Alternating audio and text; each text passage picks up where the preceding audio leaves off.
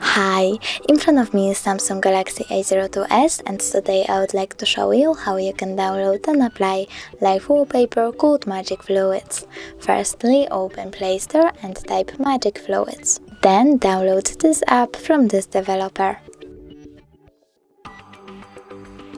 Now open it and tap at the bottom right corner.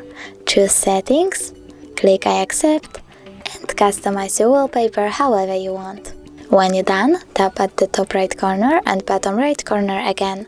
Choose Set as Live Wallpaper, Set Wallpaper, and decide if you want it to be on home screen or home screen and lock screen by tapping on one of the options.